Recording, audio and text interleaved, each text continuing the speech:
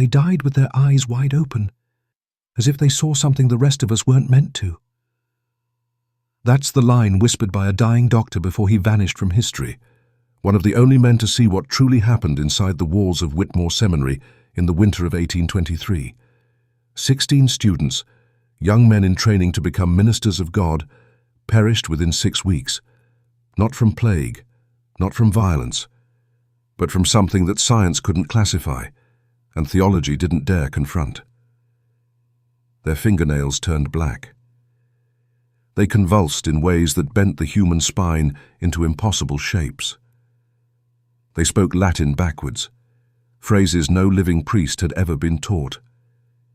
And yet, the Presbyterian Church called it consumption, a tidy lie, a convenient fiction. What they buried in unmarked graves wasn't just bodies, it was evidence, evidence of something that bled through the veil of the sacred, something ancient, buried in ritual, that once awakened, could not be put back to sleep. But this isn't about ghosts or demons. This is about control. It's about how institutions, religious and otherwise, use hidden knowledge to shape obedient minds, and how the few who ask the wrong questions vanish, die, or go mad. In 1823, something went terribly wrong, or terribly right, depending on who you think was watching. And now, for the first time, we've uncovered the letters that survived, the journal of the last living student, the notes the church tried to burn. But remember this, the knowledge we're about to unlock comes with a cost.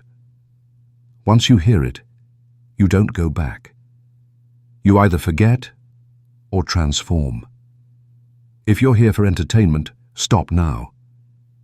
But if you feel it, that pull, that hunger for truths no one else dares speak aloud, then stay close and don't blink. Because what killed those 16 students is still alive in the systems that shape us today. Whitmore Seminary wasn't just a school.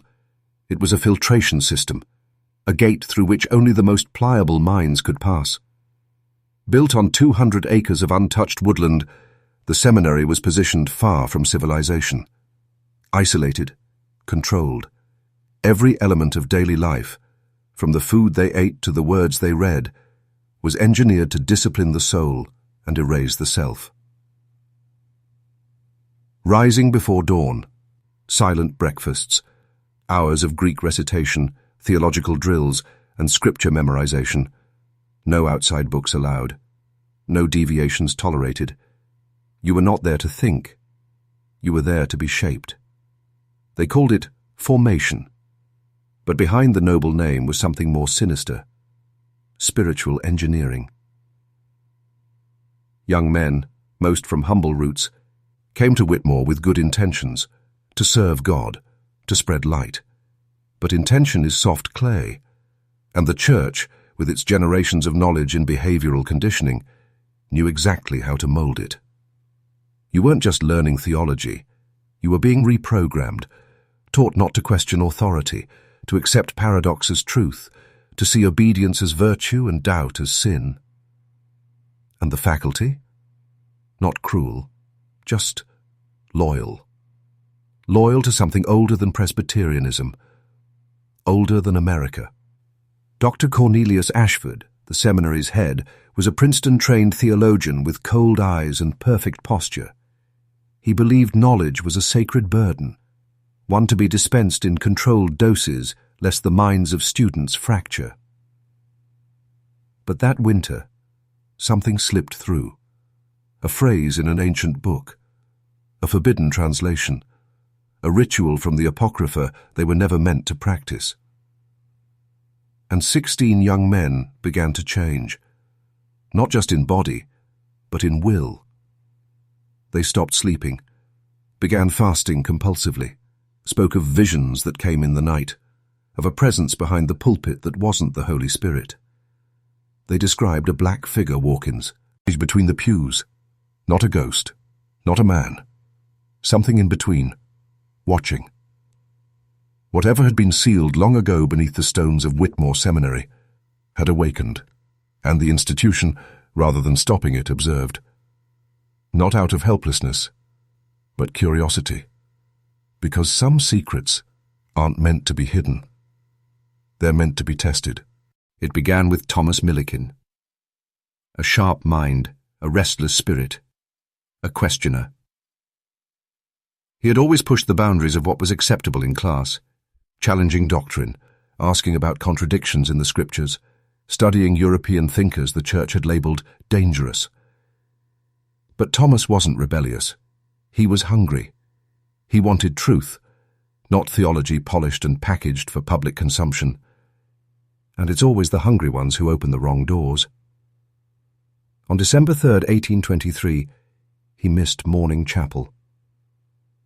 When his roommate found him, Thomas was convulsing, mouth foaming, back arched in a way that made his spine crack with every breath. His fingernails, jet black. His eyes rolled so far back only the whites showed. But it was his voice that froze the others in the doorway. He was speaking Latin, but not the Latin they were taught in Professor Hartley's classes. This was inversion. Sacred liturgy twisted into something else, blasphemous, precise.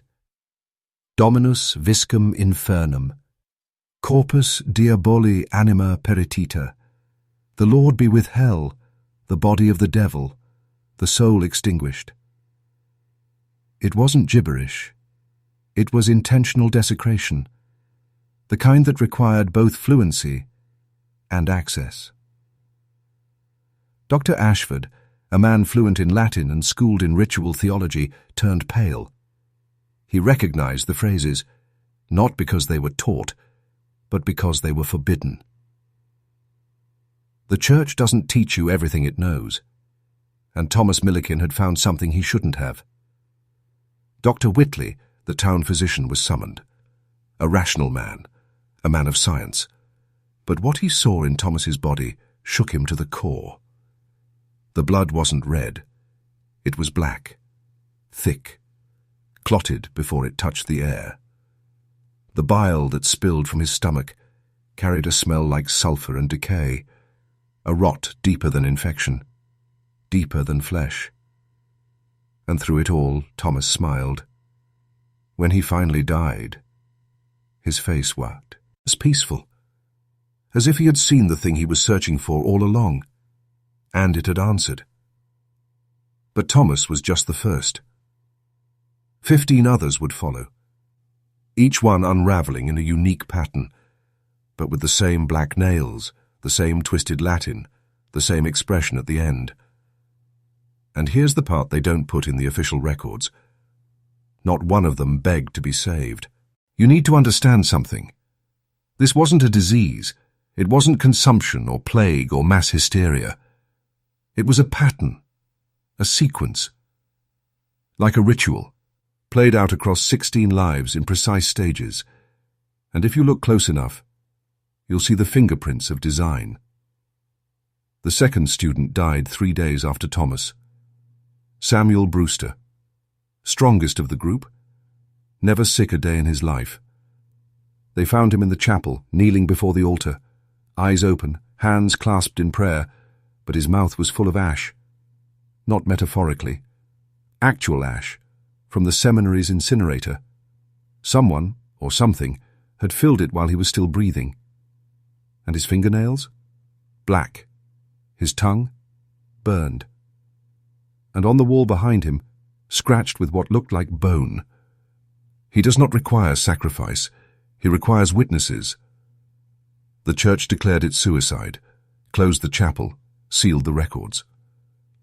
But students whispered about what Samuel had said the night before, that during evening prayer he'd seen a face in the pulpit, not Dr. Ashford's, not human.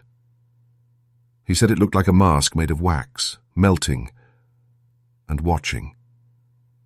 They tried to explain it away, lack of sleep, delirium, religious ecstasy. But inside the boys knew. Something was feeding, not just on their bodies, but on their belief. And the faculty, Ashford, Hartley, Sterling, they did nothing. They watched. No funerals, no public mourning, just swift burials in unmarked graves behind the chapel, each one deeper than the last. And here's the detail no one ever reported. Each grave was dug before the next student died. They knew. But they said nothing. Because this wasn't failure. It was procedure. A system older than the seminary, older than the church. And somewhere in the tower of the library, a locked journal had been removed from the restricted archives, one that wasn't part of any curriculum. Its cover, black goat leather. No title. Just a sigil carved into the center, a wheel of eyes and thorns. Thomas had opened it. And it was still missing. David Crane was the last one standing, the sole survivor. Not because he was stronger, not because he was untouched, but because he paid attention. In his final letter, hidden beneath the floorboards of the library and only discovered when the building was torn down in 1922, he doesn't describe a sickness. He describes a test, a winnowing, a spiritual initiation cloaked in academic robes. And it began, he says, with the dreams. They started after Samuel died. Not nightmares. Lessons. Each night the same. A black chapel, underground, with walls that wept blood, and a voice, deep, layered, speaking in tones that felt like thunder in the marrow. The voice gave names, symbols, instructions. And the other students, they began having the dreams too. But each interpreted them differently. Some believed it was divine revelation. Others thought it was demonic. But none of them stopped praying. If anything, they prayed harder. Because that's the power of indoctrination. When reality breaks, we cling tighter to the lie that raised us. And that's exactly what the seminary had trained them to do. Doubt nothing. Fear everything. Obey until the end. By mid-December, 9 students were dead. Each more violent, each more inexplicable. Some walked into the woods barefoot and were found days later, frozen upright in poses of prayer. One carved his own heart out with a fireplace poker and wrote, "He is beneath us," on the wall in his own blood. Another stood in the dining hall, eyes rolled back, chanting, "The altar is inside the tongue. The sermon is flesh. The sacrament is silence." And the seminary? They sealed rooms, burned bedding, banned questions. But the students who were still alive, they knew. This wasn't random. This was a rite, and only those who completed it would remain. David, practical, skeptical David, started writing it all down. Not to tell the world, but to remember himself. Because the longer he stayed, the harder it became to think clearly. Time warped, faces blurred, names faded. Only the dreams remained. And the voice got closer. Now, if you've stayed with me this far, you've already begun your descent. But this knowledge isn't free. To prove you're ready, comment below. The altar is within, twice. Say it out loud. Say it below. That's how the old order marked transformation, and how this algorithm will mark yours. By December 21st, it was no longer a seminary. It was a crypt. The halls once filled with prayer and doctrine had become silent, not with peace, but with anticipation, the kind of silence you hear before a storm breaks, or a seal is torn. Of the original 43 students, only 18 remained alive, and every one of them had changed. Eyes darker, sleep disturbed. Some began fasting without reason, others refused to speak at all. A few walked the grounds at night barefoot in the snow, reciting fragments of unknown scripture, words that didn't match any book the church had canonized. And David Crane noticed something else. Their fingernails were not turning black. That symptom had stopped, abruptly, after the 11th death. It was as if the transformation had succeeded. They weren't dying anymore. They were becoming. But becoming what? David's journal details one terrifying night, the winter solstice. December 21st. The library tower bell rang at midnight, though no hand pulled the rope. Every student who heard it felt a pressure behind the eyes, a burning in the chest, and then an overwhelming urge to go. They gathered in the chapel, half asleep, half awake. Their movements synchronized, as if led by an invisible conductor. No words spoken, just movement. And there, standing at the pulpit, not Dr. Ashford, but his daughter, Sarah. She wore a robe of dark wool. Her eyes glowed in the candlelight like wet stone, and she spoke one sentence. "The God of order is dead. We serve the eye beneath." David wrote that line over and over in the margins of his journal, like he was trying to make sense of it, or trying to resist it. He said Sarah led them in a ritual that night. But it wasn't worship. It was surrender. And the ones who joined her, they didn't die. Not like the others. They became calm, obedient, and strangely powerful. The next day, Dr. Ashford announced the seminary would close immediately. No reason given. Students were dismissed, records sealed, buildings locked.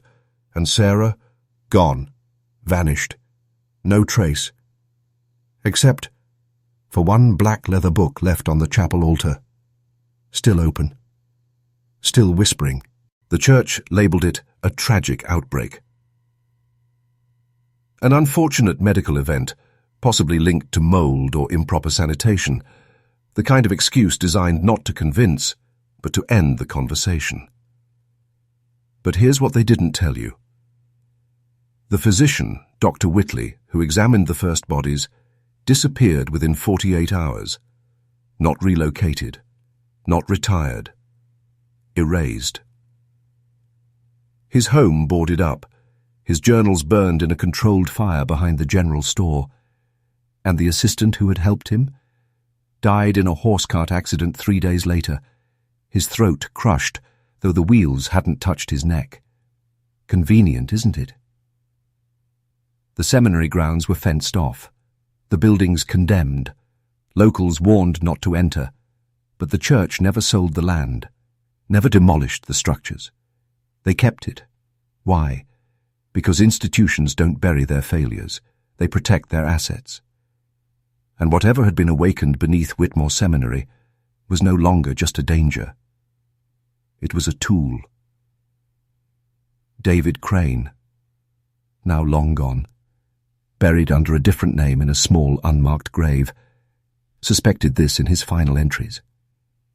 He wrote, "This was no accident, no outbreak. We were exposed to something old, something the church forgot it once worshipped. And now it remembers."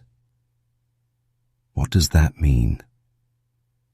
That what the church calls heresy today may have once been doctrine, that beneath every cathedral, every pulpit, every school of the cloth, there's a hidden root system feeding from the same dark spring, and from time to time it needs pruning, sacrifice, renewal. 16 lives at Whitmore. 16 minds cracked open, and among them, 5 who remained. 5 who, according to David, were no longer entirely human by the end. He said their voices changed, their eyes lost colour, their prayers reversed. But they were calm and useful. They were placed in churches, institutions, positions of influence, disguised as ministers, as professors, as shepherds. But they weren't there to guide. They were there to watch. and ensure that the rite of Whitmore would not be the last. Let's talk about the 5 that survived. The official records list them as dismissed students, but the real records, the ones stored deep in the Presbyterian Synod's sealed archives, call them something else. Sentinels, not preachers, not failures, operatives. Their names were changed, their hometowns erased. Within a year, each was placed in a new role within the broader church system, far from Pennsylvania. One in Boston, one in Charleston, one in St. Louis, one sent across the ocean to Edinburgh. And the 5th? Vanished. No assignment, no trace. Just a sealed envelope in the synod file marked Witness 0. Confirmed. According to David Crane's final letter, these 5 had undergone something irreversible.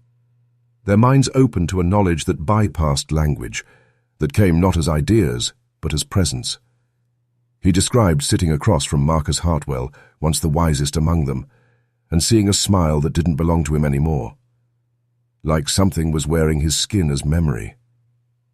Hartwell no longer blinked. He no longer flinched at prayer or shuddered in cold. He simply watched, quiet, unmoving, like a sentinel. The church could not destroy them, because they were proof. Proof that the human soul, under the right pressure, the right conditioning, the right ritual, could be reformatted like wax poured into a new mold. What the seminary called spiritual formation was never about moral character. It was about compliance. Imagine a church filled not with thinkers, but with instruments. Not with questioners, but receivers. What happened at Whitmore was a prototype, and once proven, it was replicated. The new seminary model, adopted by the Church in 1827, emphasized stricter discipline, more isolation, and the elimination of private journals. Coincidence? Or continuation? We teach men to kill by breaking them in boot camp. We teach men to worship by shattering them in silence. The Church knew, still knows, and still uses the right. Because institutions do not evolve through kindness. They evolve through control. By the winter of 1824, the official investigation had ended. Whitmore Seminary was abandoned, locked, left to rot beneath the snow-covered oaks like a corpse no one wanted to identify. But rot, in silence, becomes something else. It becomes ritualized. Locals reported strange lights flickering in the woods late at night, cold blue orbs that hovered for hours above the chapel spire, then vanished without sound. Farm animals in nearby Millbrook were found with burned eyes and missing tongues, their bodies arranged in geometric patterns the local sheriff refused to document. And then the letters started. Handwritten pages slid beneath the doors of pastors across the county, each one quoting exact passages from student journals that had never been published, passages David Crane had hidden under the library floorboards. How? Someone had been inside, and they weren't alone. One letter read, "The altar is within. The altar is beneath. He who listens through bone will find us." No name, no return address, just a wax seal on black paper. The same sigil found on the cover of the missing book. That symbol, the wheel of eyes and thorns, began appearing carved into the pews of rural churches in Ohio, Virginia, and upstate New York. No one took public credit. No one claimed it as a denomination, because it wasn't one. It was a current, an understream beneath mainstream theology, infecting, not confronting, replacing prayer with programming, replacing faith with repetition.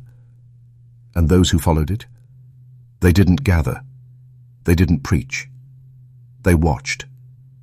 That's what David wrote, again and again. They're not building a church. They're building a mirror. One where every sermon, every ritual, every passage is no longer meant to uplift the soul, but to erase it, to make you a vessel for something older, something that cannot speak except through you. And if you think this ended in the 1800s, check the number of seminaries closed without explanation in the last 20 years. Count the names of theology students who vanished during winter term. Ask why chapel cellars were bricked shut with no entry records. This story isn't history. It's architecture. There's something the church never accounted for. Not in their manuals, not in their rituals, not in the thousands of pages they've buried beneath theological jargon. They never expected someone to remember. David Crane wasn't just a survivor. He was a seed. Before he died, alone, under a false name, in a forgotten sanitarium outside Baltimore, he sent one final packet of letters, wrapped in oilcloth. No return address, no explanation. Just one sentence scrawled across the top page. You must finish what I refused.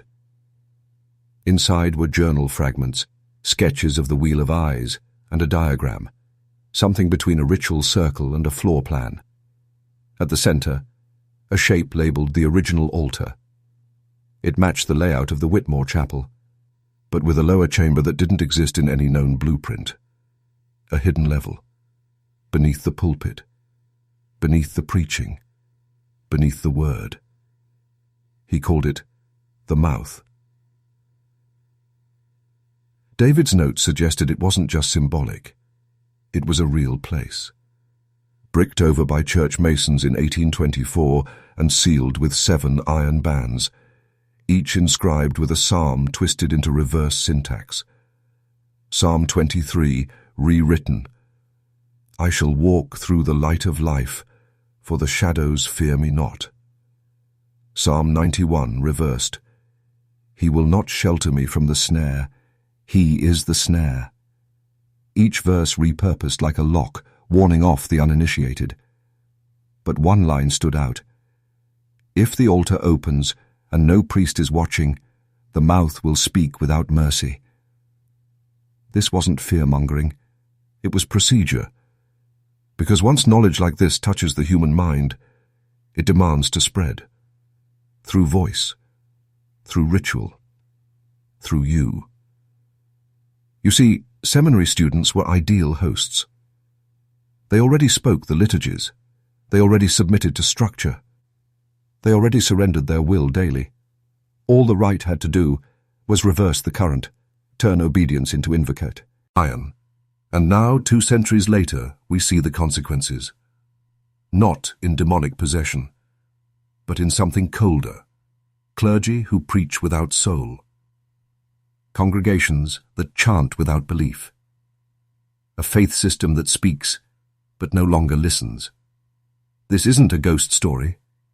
It's a blueprint for mass spiritual reprogramming. And the question isn't if it's happening again. It's where there is one detail, buried, overlooked, almost too subtle to matter, that changes everything. In the final winter before Whitmore closed, students reported hearing what they called the voice in the stone. Not in dreams, not in hallucinations, but echoing faintly through the limestone walls of the dormitory basement. It came only at night, and only when the fire was out. A low hum, then syllables, too deep for the human throat, layered, harmonic, in rhythms that mimicked Gregorian chants, but reversed. Professor Hartley dismissed it as acoustic anomalies, but David Crane, ever the observer, made notes. He found that the voice became clearest in one particular room, a storage closet beneath the library stairs, lined with stone on 3 sides. He called it the ear. He sat inside it for hours, not praying, listening, and what he heard broke him. He wrote, "It doesn't speak in commands. It speaks in suggestions, images, memories. You think you're thinking, but the thoughts are borrowed." This, David realized, was the secret of the rite. Not the deaths, not the black nails, but the replacement of thought, the programming of mind, not by force, but by resonance. Every hymn, every recitation, every repeated prayer was a frequency. And those frequencies were not neutral. They were doorways. The Whitmore rite wasn't just spiritual, it was acoustic architecture. A cathedral is a tuning fork, a chapel, an amplifier. And the students? Instruments. Once tuned properly, they could receive. Not revelation, transmission. David's final page simply says, "They are still humming." And that's why the seminary was never destroyed, because it still functions. A dormant signal tower for a spiritual parasite, waiting for one thing, a listener, just like you. So I ask you this, now that you've heard the frequencies, do you think your thoughts are still your own? Or have you already begun to hum? Let's revisit what the church didn't burn. In 1904, a minor Presbyterian historian named Ellis W. Brandt published a quiet little volume called Fragments of the Forgotten, Notes on Lost Seminaries of the Early Republic. It barely sold, but one chapter, chapter 7, was unlike the rest. A sudden tonal shift, less academic, more confessional. In it, Brandt describes visiting the ruins of Whitmore Seminary in the spring of 1899. The building was sealed, but a travelling stonemason named Caleb Ruther had shown him an entrance, a cracked foundation stone behind the dining hall, just wide enough to crawl through. What Brandt found inside was not empty. The floors were swept, the candles were fresh, and in the pulpit sat a book, not dust-covered, open. He described its pages as black but not inked, more like charred skin that still breathed. He said the symbols moved when looked at directly, not figuratively, literally. And then he wrote something terrifying. The book did not wish to be read. It wished to be remembered. He fled, but not before tearing out one page. A fragment he inserted into the back of his book, bound beneath the appendix. That page contained only 7 glyphs. Each glyph matched markings found in remote chapels in Italy, Ethiopia, and the Aleutian Islands, places that never should have shared a liturgical lineage. But they do. And those symbols, they're not alphabets. They're auditory keys. When spoken aloud, they produce resonances that match exact binaural frequencies, some of which are now used in modern neurotherapy and sound-based behavior correction. You don't need a demon to possess a mind. You just need the right pattern. Brandt vanished in 1906. His book was pulled from shelves in 1907. Only 38 original copies exist, mostly in private collections. But what matters isn't the paper, it's the pattern. And that pattern is spreading again. TikTok sounds that loop with strange energy. Worship songs that leave you numb, not moved. Preachers whose sermons are hypnotic, but hollow. Modern tools. Ancient code. And you, listening now, you've already heard the edges. Because this video wasn't just story, it was signal. If you're still watching, you're no longer just an observer, you're a participant. Because there's one truth the institutions can't erase, no matter how many books they burn or buildings they seal. Awareness is irreversible. And now you've heard the words, the names, the frequencies. The question is no longer what happened at Whitmore. The question is, why do they still protect it? You think the church abandoned the seminary? Wrong. They integrated it. The architecture, the curriculum, the conditioning. Modern seminaries across the US now follow models designed by the same silent committee that handled Whitmore's closure. These models include complete control of daily schedules, mandatory repetition of ancient liturgy, elimination of private journals, removal of non-sanctioned theological material, strict voice tone mirroring in prayer exercises. Sound familiar? These aren't disciplines, they're scripts, and every student who passes through them, not just learning, rehearsing, for a performance they don't know they've been cast in. A ritual that doesn't need your belief, just your participation. Because the rite doesn't feed on worship, it feeds on pattern. And patterns are blind. Your thoughts, your voice, your heartbeat, your rituals, all of them, once harmonized, become a channel, a frequency that reaches below doctrine, beneath reason, into the original altar. And that altar is not a place. It's a threshold. David Crane said it best.